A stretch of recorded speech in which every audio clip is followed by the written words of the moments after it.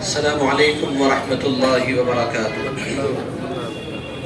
الحمد للہ کفا وسلام علی عباده الذین اصطفى، اما بعد، اعوذ باللہ من الشیطان الرجیم، بسم اللہ الرحمن الرحیم۔ لقد خلقنا الانسان فی کبد، صدق اللہ العظیم۔ وقال رسول اللہ صلی اللہ علیہ وعلى آلہ واصحابہ وسلم: من خاف أدلج ومن أدلج بلغ المنزل، ألا إن سلعة الله الغالية، ألا إن سلعة الله الجنة، أو كما قال صلى الله عليه وسلم: اللهم صل على سيدنا مولانا محمد وعلى آل سيدنا مولانا محمد وبارك وسلم. اللهم صل على سيدنا مولانا محمد وعلى آل سيدنا مولانا محمد وبارك وسلم. یا رب صل وسلم دائما ابدا على حبیبک خیر الخلق كلهم، جزا اللہ عنا محمدا صلی اللہ علیہ وسلم بما هو اہلہ۔ اسٹیج پہ موجود قابل قدر علماء، صلحاء اور بزرگان دین اور پیارے بچوں اور عزیز نوجوانوں، انسان کی زندگی کا اگر ایک موٹا سا جائزہ لیا جائے تو انسان کی یہ زندگی جناب رسول اللہ صلی اللہ علیہ وسلم کے قول کے مطابق 60 یا 70 سال کی ہے۔ آپ صلی اللہ علیہ وسلم نے ارشاد فرمایا: اعمار امتی ما بین 60 و 70، میری امت کی عمر 60 اور 70 کے درمیان ہے۔ 60 اور 70، اگر ہم 70 بھی مان لیں اور 7 کو 3 سے ملٹیپلائی کر دیا جائے تو ہمارے پاس جو کل وقت ہے اس دنیا میں گزارنے کے لیے وہ تقریباً 21,000 یا 21,500 دن بنتا ہے۔ اس کا آدھا حصہ تقریباً ہماری ضروریات میں نکل جاتا ہے، کھانے میں، پینے میں، اپنی ضرورتوں کو پورا کرنے میں، اور باقی حصہ جو بچتا ہے وہ تقریباً 11-12 ہزار دن کا ہے۔ تو یہ جتنا تماشا ہمارے سامنے ہوتا ہے، یہ سارا تماشا اور یہ ساری چیزیں، یہ تقریباً 11-12 ہزار دن کا کھیل ہے۔ شریعت کی یہ خوبصورتی ہے کہ شریعت نے اس دنیا سے لے کر اس جہان تک ہم کو کسی بھی حال میں خالی نہیں چھوڑا ہے، بلکہ ہر قدم پر ہماری رہنمائی کی ہے۔ کوئی ایسا زندگی کا مرحلہ نہیں ہے جہاں اللہ اور اس کے رسول صلی اللہ علیہ وسلم نے ہماری اور آپ کی رہنمائی نہ فرمائی ہو۔ رہنمائی اس وقت کی جاتی ہے جب انسان کی زندگی میں مسائل پیش آتے۔ انسان کی زندگی کا اگر جائزہ لیا جائے تو انسان کی زندگی کے مسائل 3 طرح کے ہوتے ہیں۔ ایک مسئلہ وہ ہوتا ہے جس مسئلے کا حل وقت کے ذریعے سے ہوتا ہے، یعنی اس مسئلے کو صرف وقت حل کرتا ہے، اس کے بغیر وہ مسئلہ حل نہیں ہوتا ہے۔ اور یہ وہ مسائل ہوتے ہیں کہ آپ کا کوئی عزیز، آپ کا بہت ہی قرابت دار، بہت اچھا دوست، بہت اچھا ملنے والا، بہت محبت کرنے والا آپ سے بچھڑ جائے، جدا ہو جائے، اس کا انتقال ہو جائے اور وہ اللہ تعالیٰ کے پاس پہنچ جائے۔ آپ کو اس کا غم ہوتا ہے، دکھ درد ہوتا ہے، افسوس ہوتا ہے، اور آپ سوچتے ہیں کہ اللہ اب یہ مسئلہ میرے سامنے درپیش ہے، اسے حل کریے۔ تو اس مسئلے کا حل وقت ہے کہ وقت ایک مرہم کی طرح آپ کو صبر دے دیتا ہے، آپ کو برداشت دیتا ہے اور آپ اس مسئلے کو بھول جاتے ہیں۔ اسی لیے ایسا مسئلہ جب بھی پیش آئے، قرآن پاک کی تعلیم یہ ہے کہ ایسے وقت میں اللہ کو یاد کرنا چاہیے، اور اللہ اپنے نیک بندوں کی تعریف یہ کرتا ہے: الذین اذا اصابتهم مصیبۃ قالوا انا للہ وانا الیہ راجعون۔ یہ وہ لوگ ہیں جن کو کوئی دکھ، درد یا پریشانی جب پیش آتی ہے تو وہ اللہ کی طرف رجوع کرتے ہیں اور یہ کہتے ہیں کہ اے اللہ، یہ جو چلا گیا یہ بھی آپ کا تھا اور میں بھی آپ کا ہوں، ہم سب اے اللہ آپ ہی کے ہیں، وَإِنَّا إِلَيْهِ رَاجِعُونَ، اور اے اللہ بالآخر ہم کو لوٹ کر آپ ہی تک جانا ہے۔ یہ وقت ہے جو آپ دور کر دیتا ہے. تو ایک مسئلہ زندگی کا یہ ہے کہ جس کو وقت حل کرتا ہے. ایک مسئلہ وہ ہوتا ہے جس کو حل ہونا ہی نہیں ہے. دیکھیے زندگی کی بڑی پریشانی ہماری یہ ہے. میں ایک سوچنے کا پوائنٹ دے کر جا رہا ہوں. میں کوئی مربی نہیں, میں کوئی مصلح نہیں, میں دین کا ایک طالب علم ہوں. میں آپ کو سوچنے کا ایک پوائنٹ دے کر جا رہا ہوں. مسلمان اس دور میں حالات کا اور حالات کے بگڑ جانے کا بار بار ذکر کرتا ہے کہ حالات بگڑ گئے, حالات ہمارے کنٹرول سے باہر ہو رہے ہیں, ہمیں سمجھ میں نہیں آ رہا ہے کیا کریں. لیکن مسلمان, بہت معذرت کے ساتھ میں بھی اس کے اندر شامل ہوں, مسلمان اپنے حال کی فکر نہیں کر رہا ہے. اسے حالات کی فکر ہے, اپنے حال کی فکر نہیں ہے. اور اپنا حال کسے کہا جاتا ہے؟ اپنا حال وہ ہوتا ہے جو انسان کے دل کی کیفیات ہوتی ہے. جو دان پہ بیتی ہے وہ ہر دل نے سنی ہے, جو دل پہ بیتی ہے وہ اس دل کو پتا ہے. میرے دل کی جو کیفیات ہے وہ کیا ہے؟ میں جب اکیلے میں جاتا ہوں تو میرے دل کی کیا کیفیت ہوتی ہے؟ میں جب لوگوں سے ملتا ہوں تب میرا دل کیا سوچتا ہے؟ تنہائیوں میں میری سوچ, میری فکر, میرا جو اپروچ ہے, میرا جو سوچنے کا انداز ہے, میرا جو ویژن ہے وہ کیا ہوتا ہے اکیلے میں؟ جب میں اکیلے جاتا ہوں تو میں موبائل پہ کیا دیکھنے لگتا ہوں, جب میں سب کے سامنے ہوتا ہوں تو پھر میں کیا کرتا ہوں. یہ میرا وہ حال ہے جس کو اللہ کے علاوہ دنیا کا کوئی انسان نہیں جانتا ہے, بس صرف اللہ جانتا ہے اور میں جانتا ہوں. ہم ان حالات سے اس وقت تک پریشان رہیں گے جب تک ہم اپنے حال کو درست نہیں کر لیں گے. میں ایک بڑی موٹی سی بات آپ کو بتا رہا ہوں. مجھے حکم یہ ہوا ہے کہ 20-25 منٹ میں بات پوری کرنی ہے, میں اس کے اندر بات ختم کروں گا اور میں آپ کو صرف ایک بڑی موٹی سی بات بتا رہا ہوں. ہمارا یہ جو آج کل کا نوجوان ہے, اس نوجوان کی بڑی ایک پریشانی یہ ہے کہ زندگی کے میجر مسائل جو ہیں وہ اس کے سامنے کلیئر نہیں ہے. یہ بڑی بڑی بنیادی چیزوں کو جانتا نہیں ہے. اس کا ذہن اور اس کا دماغ شکوک و شبہات کا شکار ہو چکا ہے. یہ گھر سے چونکہ بنا تربیت پائے نکلا ہے اور تربیت نہ ہونے کے نتیجے میں جب یہ عمل کے میدان میں اترتا ہے تو چیزیں اسے پریشان کرتی ہیں, یہ الجھتا ہے, یہ پریشان ہوتا ہے, اس کے ذہن میں سوالات پیدا ہوتے ہیں اور یہ اپنے سوالات لوگوں کے سامنے کر نہیں پاتا, یہ لوگوں سے کہہ نہیں پاتا. یہ اپنی زندگی کے بارے میں نہ تو خود کوئی فیصلہ کر پایا ہے اور نہ یہ کسی ایسے انسان کے پاس جاتا ہے جو اسے بتائے کہ بیٹا تمہاری زندگی کا رخ کیا ہے. ایک ڈھرا ہے, ایک بھیڑ ہے, ایک لائن ہے, گویا کہ سب جیسے ایک طرف دوڑے چلے جا رہے ہیں, یہ دوڑتا چلا جا رہا ہے. اور بے پڑھے لکھے لوگوں کی کیا بات کی جائے. میں کل علی گڑھ یونیورسٹی میں تھا تو وہاں پر کل طلبہ سے بات ہو رہی تھی, تو میں نے بات سے پہلے ان سے پوچھا کہ تم نے اپنی زندگی کا مقصد کیا طے کیا ہے. میں آپ کو بتاؤں, میجر جو طلبہ تھے ان میں ایک کو بھی نہیں معلوم تھا کہ میری زندگی کا مقصد کیا ہے. میری زندگی, یہ جو قیمتی میرے پاس اللہ تعالیٰ نے وقت دیا ہے, یہ بالآخر آیا, یہ جو مجھے ملا ہے یہ کیوں ملا ہے؟ کیا میں زندگی اسی لیے جی رہا ہوں کہ میں ادھر ادھر گزار کر وقت اپنا چلا جاؤں؟ کیا میں اسی لیے زندگی جی رہا ہوں کہ میں موبائل پر میں اسکرولنگ کر لوں, میں چھوٹی چھوٹی ریلز دیکھ لوں؟ کیا میں اس لیے پیدا ہوا ہوں کہ میں موویز دیکھ لوں؟ کیا میں اس لیے پیدا ہوا ہوں کہ میں ڈرامے دیکھ لوں؟ کیا میں اس لیے پیدا ہوا ہوں کہ میں دنیا کی اس بھاگ دوڑ میں جس میں دنیا لگی ہوئی ہے میں اس کا ایک حصہ اور ایک پارٹ بن جاؤں؟ نہیں, مسلمان اس لیے دنیا کے اندر نہیں آیا ہے. میری زندگی کا مقصد تیرے دل کی سرفرازی, میں اسی لیے مسلمان, میں اسی لیے نمازی. اصل میری زندگی کا مقصد کچھ اور ہے, میں اپنی اس زندگی کے مقصد کو ابھی سمجھ نہیں پا رہا ہوں. بڑا مسئلہ یہ ہے, بڑے مسائل ہمارے سامنے یہ. آپ نارمل ایک آدمی کے پاس چلے جائیں, آپ جتنے یہاں حضرات موجود ہیں میں ان سے کہہ رہا ہوں, میں آپ سے پوچھ رہا ہوں, آپ ایک آدمی کے پاس جائیے, اکیلے بیٹھیے, اس سے سوال کریے اور بنیادی سوال مثال کے طور پر اس سے سوال کریے, یہ بتاؤ کہ تم مال کے بارے میں کیا کہتے ہو؟ مال اچھی چیز ہے یا بری چیز ہے؟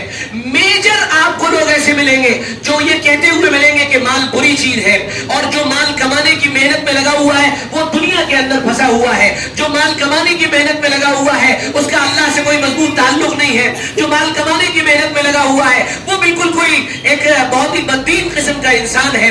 آپ اس سے ذرا تصور کر کے ایک مرتبہ یہ سوال کریے گا, آج جا کر ذرا پوچھیے گا, اس کا یہ کانسیپٹ کلیئر نہیں ہے. قرآن اسلام کہہ رہا ہے، قرآن اعلان کر رہا ہے کہ جس مال کو تم برا سمجھ رہے ہو، جس مال کو تم بلیم کر رہے ہو، جن لوگوں پر تم انگلیاں اٹھا رہے ہو، اگر وہ جائز طریقے سے مال کما رہے ہیں تو سنو، انہ لحب الخیر لشدید، مال کو اللہ خیر کہہ رہا ہے، مال کو اللہ بھلائی کہہ رہا ہے، مال کو اللہ کام بننے کا ذریعہ کہہ رہا ہے. کتب علیکم اذا حضر احدکم الموت ان ترک خیرا، اگر تم میں کوئی مر رہا ہے اور مرتے وقت اس نے اپنے پاس خیر کو چھوڑا، مفسرین کو اٹھا کر پڑھیے، وہ خیر کی تفسیر مال سے کریں گے، لیکن اسے یہ معلوم نہیں کہ مال کیا ہے. یہ مال کی برائی کرنے میں صبح و شام اور رات و دن لگا دیتا ہے، لیکن جب اس سے سوال کیے جائے کہ تمہارے پاس مال کے بری ہونے کی دلیل کیا ہے تو یہ دلیل نہیں پیش کر پائے گا. یہ کہتا ہے مال سے کچھ نہیں ہوتا، لیکن جب سبزی کی دکان پر جاتا ہے تو سبزی خریدنے کے لیے پیسے دیتا ہے،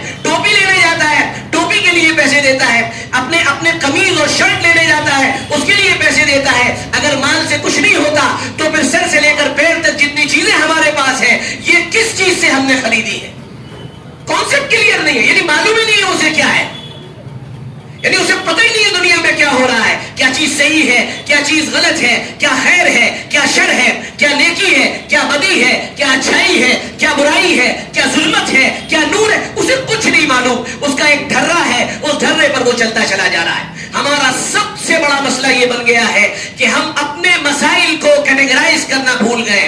سمجھدار انسان دنیا میں چیزوں کو جب دیکھتا ہے اور اسے جب کچھ فیصلے لینے ہوتے ہیں تو وہ پوری طاقت اور قوت کے ساتھ پہلے ایک پورا اینالائز اپنے ذہن میں ایک پورا اینالیٹک سسٹم بناتا ہے اور چیزوں کو اینالائز کر کے پھر وہ فیصلہ کرتا ہے یہ مسئلہ یہ ہے، یہ ایسے حل ہوگا، یہ مسئلہ یہ ہے، یہ اس طرح سے حل ہوگا، یہ مسئلہ یہ ہے، یہ ایسے حل ہوگا. ان شکوک و شبہات کے اندر دنیا پڑ چکی ہے.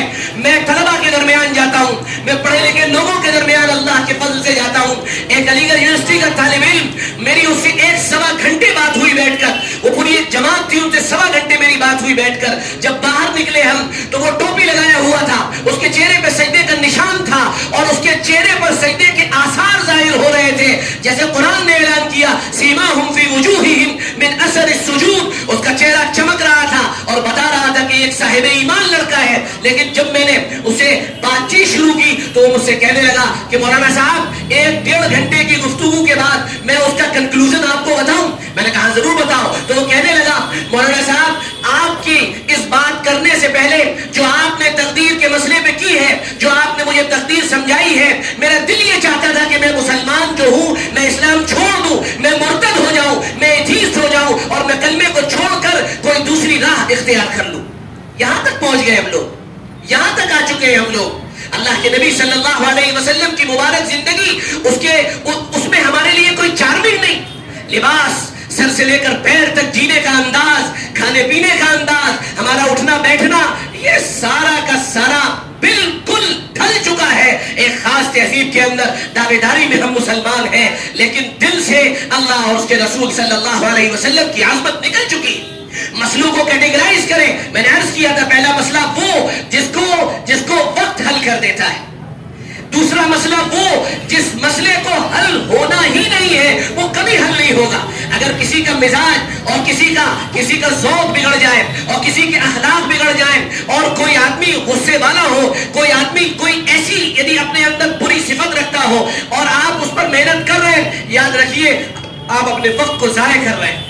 یہ بدلے گا نہیں. اس کی مثال اس کھمبے کی طرح ہے جو آپ کے گھر کی دیوار میں لگا ہوا ہے. آپ اس کو اپنی جگہ سے نہیں ہٹا سکتے. بچنے کا طریقہ یہ ہے کہ آپ راستہ بدلے اور نکل جائیں. کچھ مسئلے زندگی کے اندر ایسے بھی ہوتے ہیں.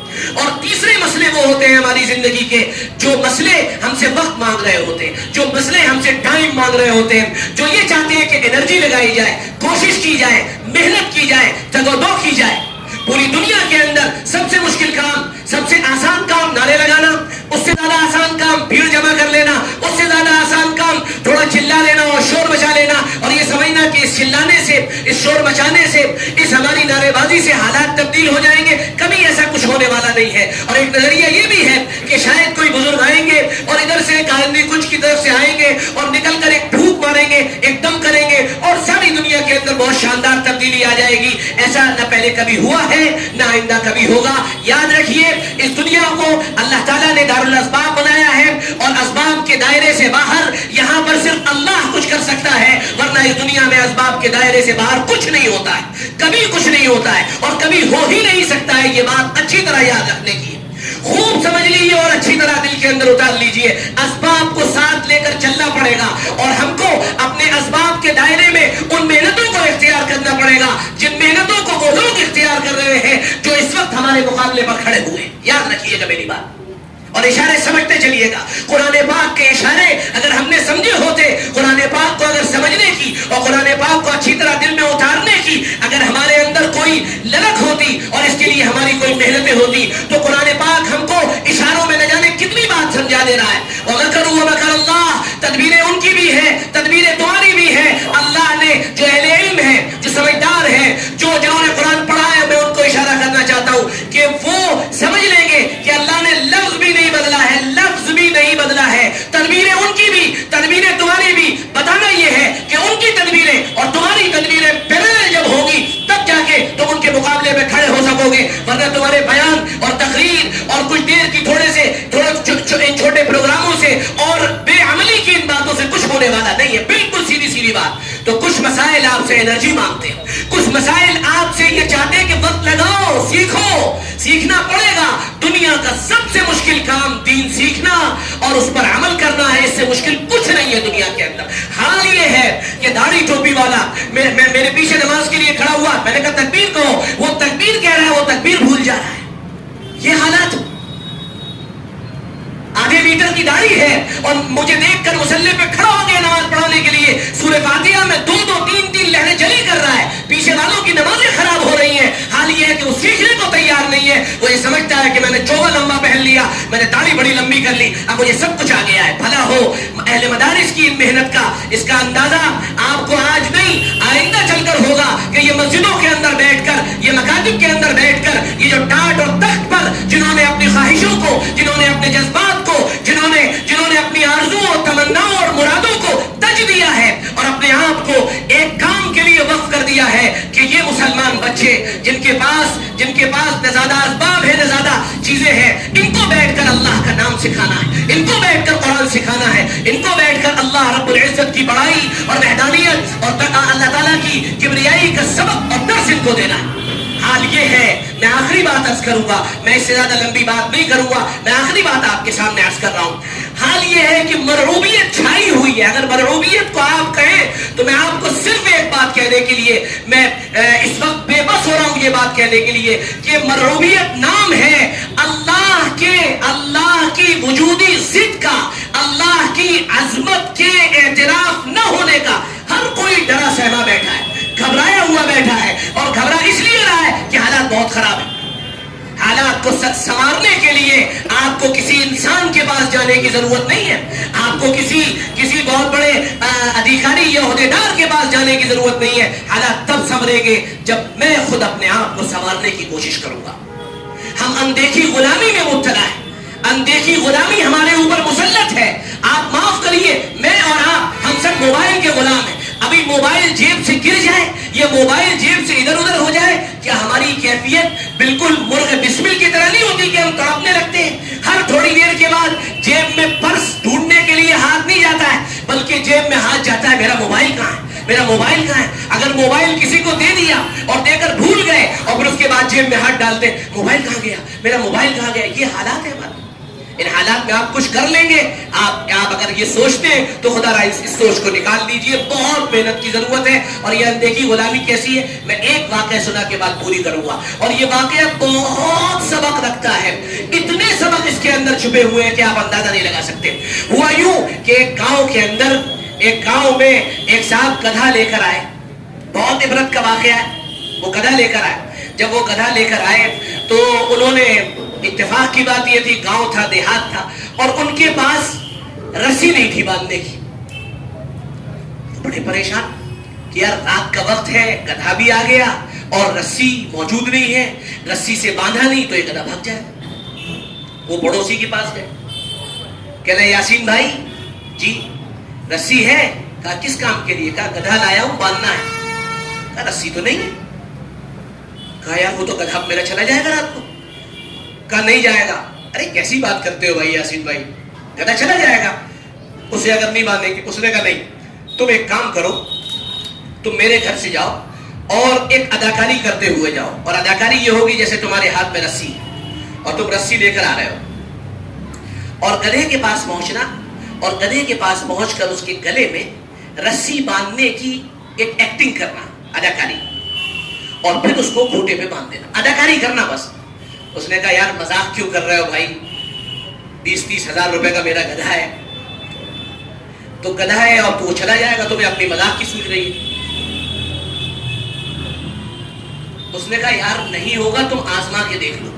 اب انہوں نے کہا بھائی اب تو رسی ہے نہیں, رات بھی ہو چکی ہے, کیا کریں, یاسین بھائی کی بات مانی جائے گی. وہ پہنچے, پہنچنے کے بعد انہوں نے گدھے کے گلے میں رسی باندھنے کی ایکٹنگ کی, اس کو کھوٹے پہ باندھ دیا اور جا کے سو گئے. اچھا اب رات میں تو چونکہ دل دھڑک رہا تھا بار بار, انہوں نے جھانک جھانک کر بار بار گدھے کو دیکھا تو گدھا جو تھا بڑے اتباع کے ساتھ ایسے کر کے کھڑا ہوا تھا, بالکل سیدھا. صبح ہو گئی, اللہ اللہ کر کے صبح ان کو گدھے کو بیچنے جانا تھا. اب وہ کہنے لگے کہ یار گدھا تو کھڑا ہوا ہے, بہت زبردست فارمولا ہے یاسین بھائی تمہارا. اب وہ پہنچے, یاسین بھائی یار تم نے بڑا اچھا فارمولا بتایا, اللہ جزائے خیر دے تمہیں. اب وہ ناشتہ واشتہ کر کے اپنے گدھے کو لے کر انہوں نے چلنے کا ارادہ کیا. اب انہوں نے گدھے کو مارا, چلو. گدھا اپنی جگہ کھڑا ہوا ہے, وہ اپنی جگہ سے ہل نہیں رہا ہے. 2-3 مرتبہ اس کے ڈنڈے ونڈے مارے, وہ اپنی جگہ کھڑا ہوا ہے بالکل. اب یہ بڑے پریشان, یاسین بھائی نے رسی پہ دم کیا کیا تھا, کیا کچھ سمجھ میں نہیں آ رہا ہے. اب یہ دوبارہ پہنچے, کہ یاسین بھائی یار وہ گدھا میرا اپنی جگہ سے چل ہی نہیں رہا ہے, کیا میٹر ہے, کچھ سمجھ میں نہیں آ رہا. کہنے لگے وہ رسی سے بنا ہوا ہے. کہنے کون سی رسی, کیسی رسی, نہ تم نے رسی دی تھی نہ میں نے باندھا تھا. کہنے ارے اللہ کے بندے وہ گدھا ہے, اس گدھے کے سامنے جب تم نے باندھنے کی ایکٹنگ کی تو وہ یہ سمجھ رہا ہے کہ وہ بنا ہوا ہے. کہنے پھر کیا کرنا ہے, کہا اس کے سامنے اب رسی کھولنے کی ایکٹنگ کرو. کہا اچھا کب تک وہ چلے گا, کہا واقعی, کہا بالکل ایسے چلے گا انشاءاللہ. اب یہ گئے اور انہوں نے جا کے بہت اداکاری سے اس کی رسی نیچے سے کھولی اور اس کے گلے میں ایسے کر کے ایکٹنگ کر کے ڈالا, اور اس نے کہا چلو گدھا چل دیا. تو جب گدھا چلا تو وہ انہوں نے گدھے کو روکا, وہ پھر آئے, کہنے یار یہ کیا جادو ہے. کہنے تمہیں سمجھ نہیں ہے, گدھے کو یہ محسوس کرا دیا گیا ہے کہ تم رسی سے بندھے ہوئے ہو, تم کچھ نہیں کر سکتے ہو, تم بندھے ہوئے ہو. تو وہ بیچارہ بندھا کھڑا ہے, اور جب تک رسی نہیں کھلے گی گدھا وہاں سے چلے گا نہیں. سمجھ گئے بات, انہوں نے کہا آ گئی بات سمجھ میں. یہ واقعہ اگر آپ کو سمجھ میں آ گیا ہو تو میں یہ سمجھتا ہوں کہ آپ کی بہت ساری جو کیوریوسٹیز ہیں وہ اپنے آپ سالو ہو جائیں گی. ہم اسی طرح کی اندیکھی غلامی میں مبتلا ہیں. اقبال نے کہا تھا غلامی میں نہ کام آتی ہے شمشیریں نہ تدبیریں, جو ہو ذوق یقین پیدا تو کٹ جاتی ہے زنجیریں. علاج یقین ہے, ہم اللہ کے دین کی دعوت کے لیے پیدا ہوئے ہیں, اللہ کی عظمت و کبریائی بولنے کے لیے پیدا ہوئے ہیں. انہوں نے یہ یقین دلایا کہ تم غلام ہو اور ہم غلام بن گئے. انہوں نے ہم کو شہوتوں کے راستے سے غلام بنایا, موبائل کے راستے سے غلام بنایا, انہوں نے ہم کو زبان کی لذتوں کے ذریعے سے غلام بنایا. یاد رکھیے جو قوم زبان کی لذت کی عادی ہو جاتی ہے اسے غلام بنانا سب سے آسان کام ہوتا ہے. آج پائے کھانے ہیں, کل بریانی کھانی ہے, پرسوں ہم کو نہاری کھانی ہے, صبح یہ کھانا ہے. اس کی زندگی کا سب سے بڑا المیہ یہ ہوتا ہے وہ غلام بن جاتا ہے, اس کی صحت بگڑ جاتی ہے. کام ایسے چلنے والا نہیں ہے. کام ایسے چلے گا کہ ہم اپنے مسائل کو سوچیں, کیٹیگرائز کریں اور یہ